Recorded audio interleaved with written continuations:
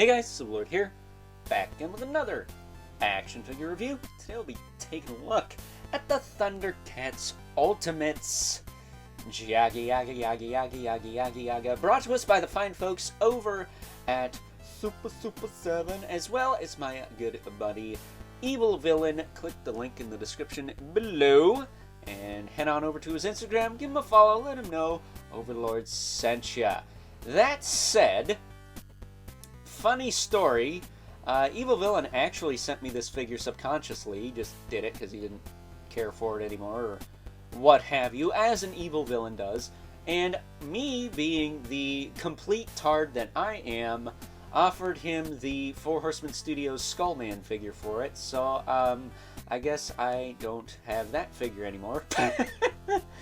That said, I'm going to be honest with you and say that the Skullman figure by Four Horsemen Studios was a bit underwhelming, to say the least. If you want to hear more about that, check out my review of that figure that I posted during the summer, back when it was much, much warmer and my nose didn't run like a freaking faucet. And I'm sure some of you think that's gross, but screw you, it's the facts when you live in upstate New York, huh? That said, before we get too far ahead of ourselves, why don't we cut right to the chase and get into the meat and taters of this review and take a look-see at all good old Jaga has to offer in terms of accessories, starting off with some alternate hands, because that's what you do. Let's get a pair of grip hands. These have the appropriate hinge for holding weapons. It just kind of sucks that they don't match Lion-O or Panthro or anybody. So I could swap them onto them. At least I don't think they do. If they do, let me know, I guess, because that would be very helpful. That said, he does also come with a pair of grip hands that do not have the appropriate hinges for holding weapons. I'm assuming these are supposed to be fists, but they're not. But there they are. As I whack the camera and drop one right on the floor. Okay. That's what we're doing here, huh? Leaving it in there. That said, he does also have this hand, which has some clothing on it, because if you remember the Thundercats animated series from the mid-'80s, in the pilot, they all lose their clothes and wind up buck naked for some reason. I don't remember. It's been a hot minute since I've seen anything from that cartoon other than clips of Mongor, because Mongor is the best character of the whole series, let's not kid ourselves. But either way, he comes with that. And then we also have a couple of variations of the Sword of Omens. We have the short sword. It's a short sword, super short sword. And the long sword. Sorry, I don't have a stupid song for that. That said, comparing it to the one that came with Lion-O, I can see why people prefer the one that comes with Jaga. How many times can I do that in this review before I start ticking people off? I guess we'll call it quits with that for now. But throwing that aside, I'm going to put this with Lion-O right now. Said he also has a couple different head portraits. He's got one without his little hat. Why would you have Jaga without his little hat? And he has one with his little hat. And I'm assuming this is like a closed mouth head. The one on him is the one that comes on him. I will tell you, I had to heat the head up that comes on him to get it off. So, yeah, word of the wise, heat the darn thing up, will ya? He also comes with a plastic cape. I don't know why he comes with two capes, but he comes with two capes. This one is clearly plastic, soft rubbery material. I might actually use this, though, truth be told, because A, the cloth cape is going to be easier to store, and B, the only figure I have with a cloth cape in this line is Mumra the Ever-Living. Even my Mumra the Skinny and Decrepit, whatever his freaking name is when he's a little squirt, has the plastic cape because it's an old Mattel one. I don't have the wired cape from the Super7 one.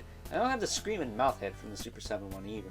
I would like to have both of those things, but hey, beggars can't be choosers. So, with that out of the way, why don't we take a closer look at Jaga. I had to do it one more time, okay? Sue me. He's got the wired cape. It's nice. It gets the job done.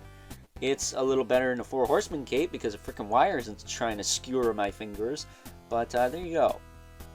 He's got claw hands on him because I assume he doesn't use any kind of weapons. He's like a withered or something. He's basically the Obi-Wan Kenobi of the Thundercats, which I can get behind because I think Obi-Wan's awesome, especially in Clone Wars. But either way, there he is. I think his mouth is open here. I might actually swap this head on.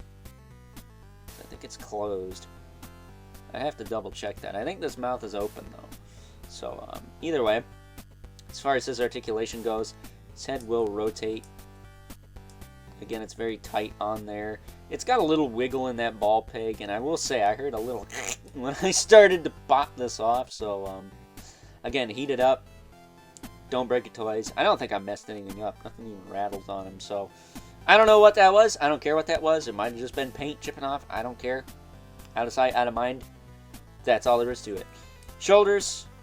Typical, like, Motu Classic style shoulders, basically. Go up, they rotate. He's got a bicep swivel.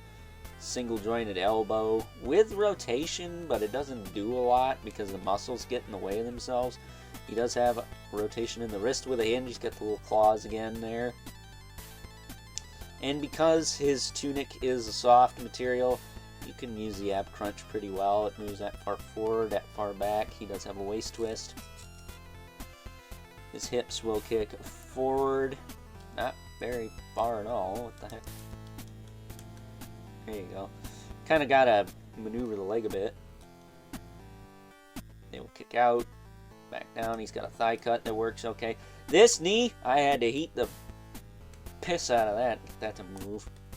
As you can hear, it's definitely not loose. I actually went so far as to heat this up, pop it off, and then get right up in that joint with the hair dryer. Just right up in there.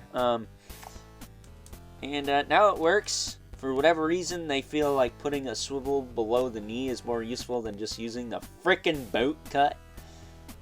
I don't know. Brian Flynn's a scene-off if I ever seen one.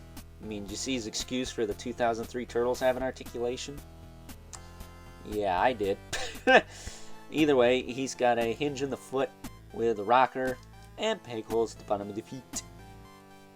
And it said Super 7 figures work pretty well on McFarlane Toys hockey puck display stand. Speaking of senile folks in the toy industry. Either way, that's Jaga. I'd do one more time just to see if he'd stick around. That's it for Jaga, though. He's pretty cool. I dig him. I think he will look great with the other Thundercats. I just wish I had the other Thundercats. The only ones I got are Lion-O and Panthro. Speaking of which, why don't we cut this here and move right along to some size comparisons with said Thundercats. First up, here is good old Jaga alongside the only other good guys from the Thundercats Ultimates line I currently have. I know I'm a little bit behind there, but we have Panthro, complete with his harness that refuses to stay on. You have this figure, you probably know what I'm talking about. And then we have Lion-O, leader of the Thundercats, rocking the new-ish Sword of Omens that came with good old Jaga here, and the correct left hand. Because last time I brought this guy out for size comparison, my good buddy Evil Villain, who also hooked up this Jaga, if you weren't paying attention earlier, pointed out to me that I had Panthro's open hand on Lion-O. So thank you for making me look stupid once again. Because what are friends for, right? Getting these two out of the way so we can make room for our two regulars, the Mythic Legion's Brother Mandibolith. Right. Yeah. And the infamous 11 Spawn, who, as usual, yeah, I would say towers over everyone. So, with that being said, it's time now that we wrap things up with some final thoughts. Overall, and as far as Thundercats Ultimates go, good old Jaga here is pretty average. As far as Super 7 Ultimates as a whole go, again, I think good old Jaga here is pretty average. He's not bad. He's not great. He's not going to blow your freaking socks off, but he's going to do what he needs to do and get the job done the best way that he possibly can, being made by the quote-unquote fine folks over at Super7. So with that being said, I hope you guys enjoyed this review. Until next time, I'll catch you guys later.